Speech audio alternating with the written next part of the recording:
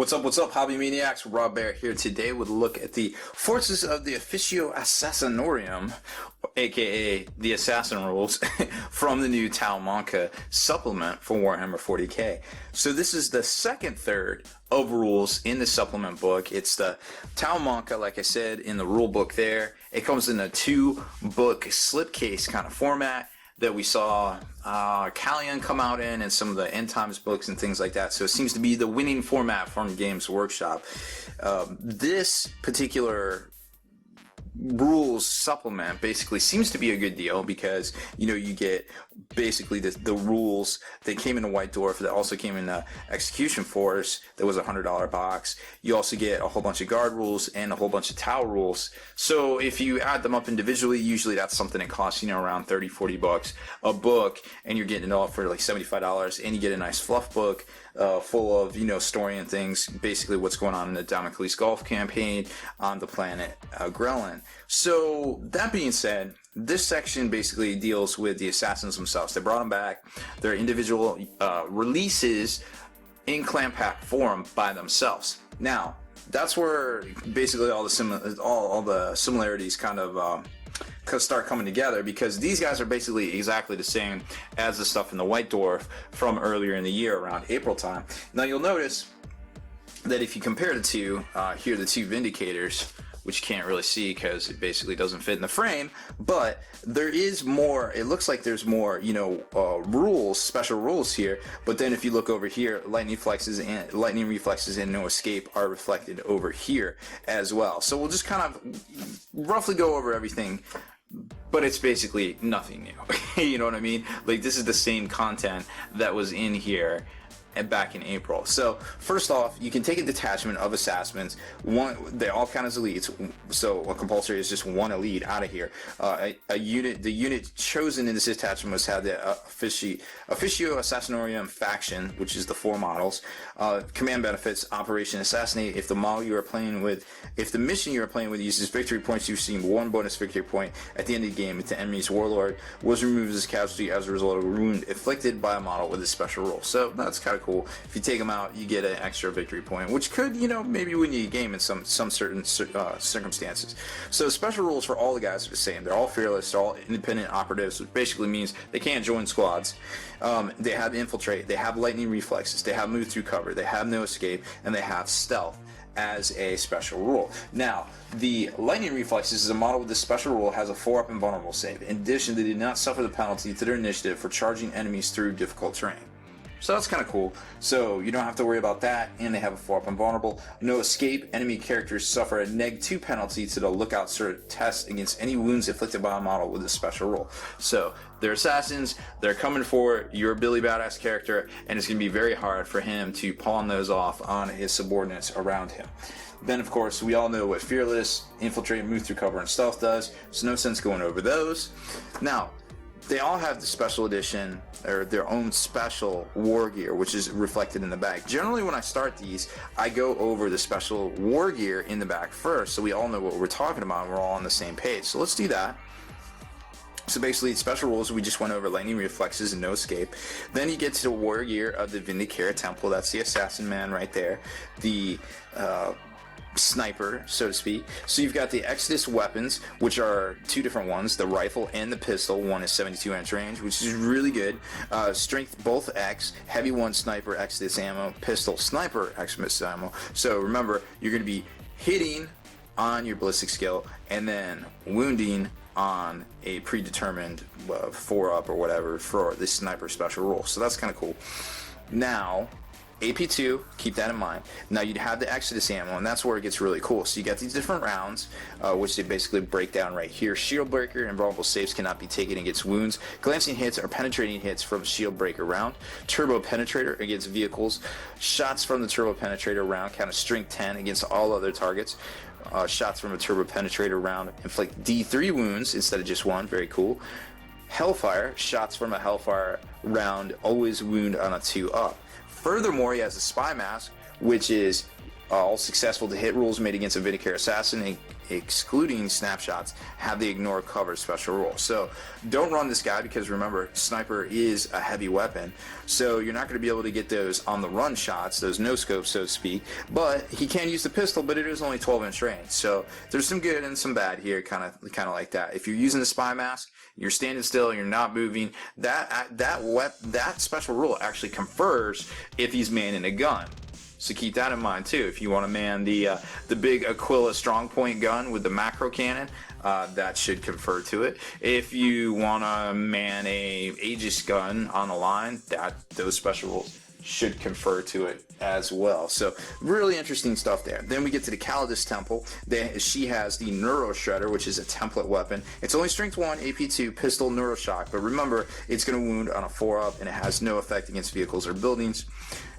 She also has a phase sword, which is strength of user, AP 2, melee, phasing hits, and phasing hits are each successful wound of a 6 made with the phase sword results in a phasing wound, and vulnerable saves cannot be taken against phasing wounds.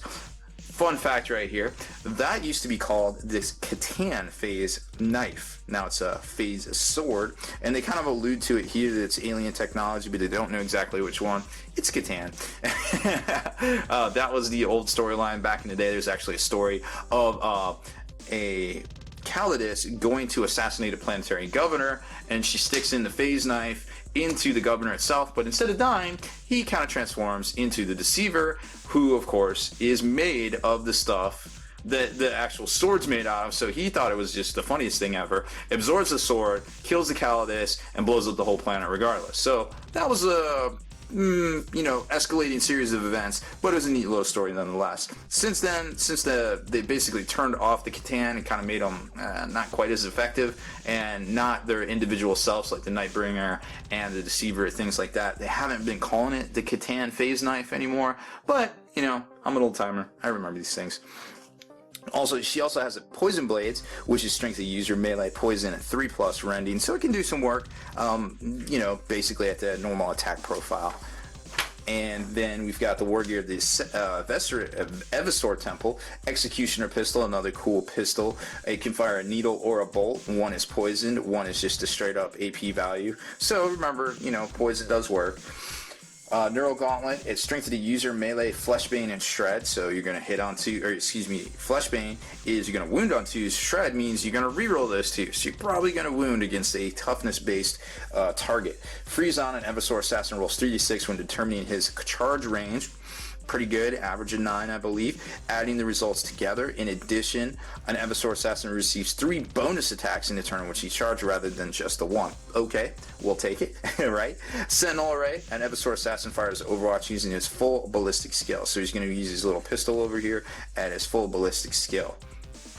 I might make a charge fail. Who knows? I don't know. It's just one of those things. It's kind of cool, but kind of like, oh, really? Okay. This guy's supposed to be a badass. Give him something else.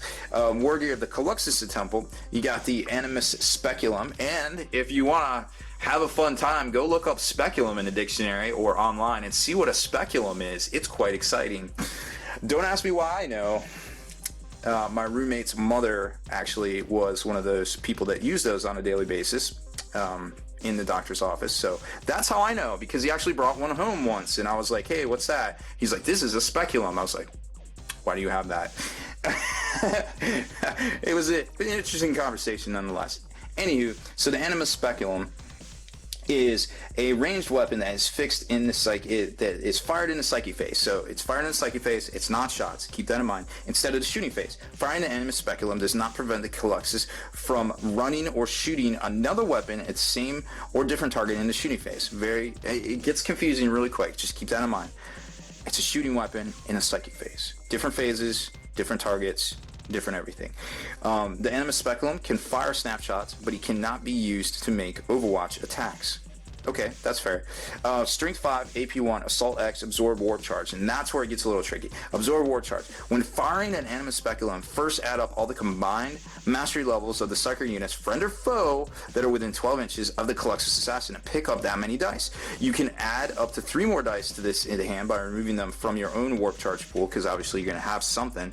The total number of dice in your hand is the amount of shots the Animus Speculum fires. So you're going to be firing, I don't know, what's it's a D6 plus say a 7 or something if you're in range of all of their psychers, plus 3. You know, you're talking maybe an average of 10 to 12 shots with this thing at strength 5, at AP 1, doing the Lord's work. The only thing it really doesn't have is ignore cover. So, but then again, the way you can deliver this guy a lot of times is drop pod or jumping out of a transport or something like that, so the enemy might not see it coming. And keep in mind too that his ballistic skill is a whopping 8, so chances are you're probably going to hit. Even if you miss, you're probably going to get a reroll and you're still going to hit. Ethereum: whenever an enemy unit charges a Colossus Assassin with a shooting or close combat attack, all the shots or attacks are always resolved as if the attacking unit had ballistic skill weapon of 1. So it's basically a fake invisibility. You try to shoot him, you try to assault him, you're basically hitting on 6s, but you don't get bonuses because your weapon skill 1, etc., etc. Psych out grenades. Range 8, strength 2, assault 1, blast, Psyshock. And Psyshock is actually no joke. You do not want to sleep on these. Psych out grenades are actually carried by Grey Knights too, and a lot of people forget that the squad has one. You can chuck it at a Psyker and probably do the Lord's work as well. Psyshock: a unit containing at least one Psyker, a model with a Psyker, Brotherhood of Sorcerers, Brotherhood of Psychers, Sorcerer or Psychic Pilot special rule, so that's a vehicle, is hit by a weapon with the Psyshock special rule. One randomly determined Psyker in the model suffers a Perils of the Warp in addition to any other damage. So it could conceivably do a whole point of damage to a Psychic Pilot vehicle. And then we got an assault. Models that are Psychers do not gain bonuses attacks when charging a Colossus. However, if the Colossus is already locked in assault previous turn or gone to ground, its grenades have no effect, and the attackers gain the bonus attacks instead. So basically, normal restrictions for grenades, which is pretty respectable, and I can't even complain about that. And then we get into the Tau Empire section, which we're going to cover in another video. So let's go back to these guys and talk about them a bit. So Vindicator Assassin obviously has a really long range, 6 feet, with his gun, so put him in a good spot. He has infiltrate, he has stealth, move through cover, but you know, if the enemy dictates enough stuff against him, he is going to die. Make no mistake. Another thing that's cool about him too is all successful to hit rules made by a Vindicator, excluding snapshots, are precision shots. You're going to always be able to pretty much pick out the target in the squad that you want. Now they can always do the lookout sir roll because you can't really get around that, but remember, you have the no escape. It is going to be at -2. Snapshots and shots from weapons that scatter or do not roll a hit can never be precision shots. So remember, precision shot is not given out very much in 7th edition 40k, so it's very important to know that that particular assassin has it. Then we get to the Akalitus. We talked about her special rules already. She does have polymorphing, which is really cool. When Akalitus is deployed using her infiltrate special rule, she can set up anywhere on the table that is more than 1 inch away from an enemy unit, whether deployed enemy units can draw a line of sight to her or not, because she basically morphed into that Tau, or morphed into that Orc. I don't know how, or that Tyranid. Still don't know how, but she does it because she's a professional. Doesn't agree with her job, still did it.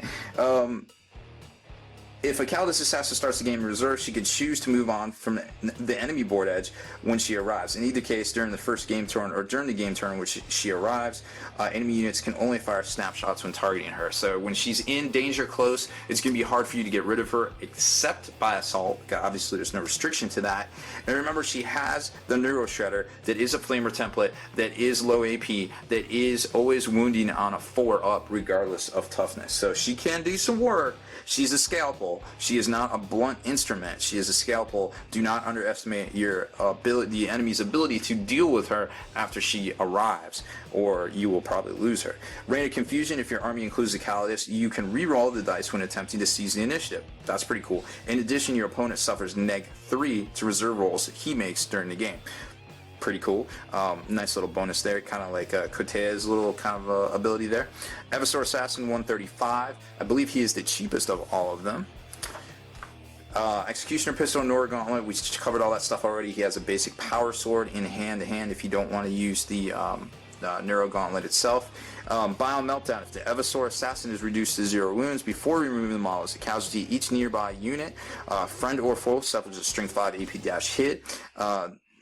For each model that is within D6 inches of the Evisor, after resolving additional damage, remove the Evisor Assassin from play as a casualty. And he does have fast shot, so whether an assassin fires his Executioner pistol, he does so 4 times, when these shots must be at the same target, and can be a mixture of bolt and or needle pistol shots. So remember, he has the Sentinel array, so he's going to be overwatching 4 shots. That's kind of cool. That all starts to make sense now, right? And he can switch it up between the bolt pistol or the needle pistol, which is poison. So that's kind of cool. A nice little bonus there. He can do some damage on the way in, maybe wipe a squad, maybe just do enough to stay stuck into that squad so he doesn't get retaliatory destroyed by the enemy itself. Colossus Assassin. We talked about his weapons. He does have the life drain ability, and this is what everybody seems to like about him. Armor saves cannot be taken against wounds inflicted. Oh, excuse me, it's a Psychic Abomination one. So anyways, life drain. Armor saves cannot be taken against wounds inflicted by Colossus Assassin. Close combat attacks. Any close combat attack inflicted that is a roll on a 6 is the instant death special rule. Any close combat inflicted just in general that is allocated to a Psyker has the instant death special rule. So if you're Psychers, instant death. If you roll a 6 against anybody else, instant death. Psychic Abomination. Psychers, friend or foe within 12 inches of Colossus Assassin have a neg-3 leadership and do not generate warp charge, i.e. they do not add dice to their own owning player's warp charge pool in the Psychic phase. So that's something big to keep in mind. It shuts down Psychic heavy armies. In addition to that, other units in the Colossus Assassin's vicinity, other Psychic powers that are hit by beam or nova powers or witchfire powers that use templates are affected normally. So basically, he can't be targeted other than by beam or nova powers or witchfire powers. However, any blessing or malediction Psychic power affecting a unit immediately ceases to be in effect if the unit moves within 12 inches of Akalitus Assassin, or vice versa. So basically, he comes on the board, he takes away your maledictions, he takes away any blessings that are within 12 inches of him, whether he moves at him or they move at him. Also, that counts, technically, rules was written, page 80 of the main rulebook.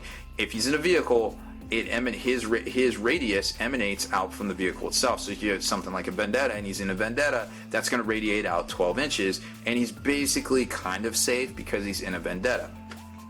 And then the execution force is one of each of them, with a preferred enemy warlord, kind of cool. Operation Assassinate. If your mission you're playing uses victory points, you receive 1 bonus victory point at the end of the game if the enemy's warlord is removed as a casualty as a result of a wound inflicted by a model with that special rule. However, that actually is already part of it. Part of just taking it as the detachment right here. That's a command benefit. So if you take the formation, you're not taking the detachment, so you still get it right there. So keep that in mind. No matter what you do with Assassin, you have that ability most likely. Actually, you have to have that ability most likely. So keep it in mind. It might win you a game, and it's, you know, it's all about forging that narrative, because you're going in there, you're trying to take out their key HQ or whatever, or you know what have you. It's cool. It's fluffy. It's neat. The Assassins are some of the best looking models out there. It definitely got my hobby juices going. You know, you see the Dreadnought on the table and you're like, ooh, and Dreadnought, what's that? And then you see Assassins, you're like, ooh, what are those guys? I like them. You know, and now that's kind of the stuff that gets people and keeps people into this hobby. And I really enjoy seeing the Assassins actually available once again, you know, from Games Workshop. And they're in a great, you know, plastic format. So it's really cool to see them come back. Even though we don't get the double poses like we saw in the past, like you would have multiple poses available, it's still cool to see the poses they have because they're pretty neat, and they are multi-part. Some of them, they're not quite convertible themselves, but you could add some of the parts to another model if you wanted to do something a little bit different. Kind of that kind of thing. So still a little bit of a hobby aspect to it as well. So that was our second installment for the Tau Mont'ka book. Check back soon here on Spiky Bits for the Tau rules review of the Mont'ka supplement for Warhammer 40k.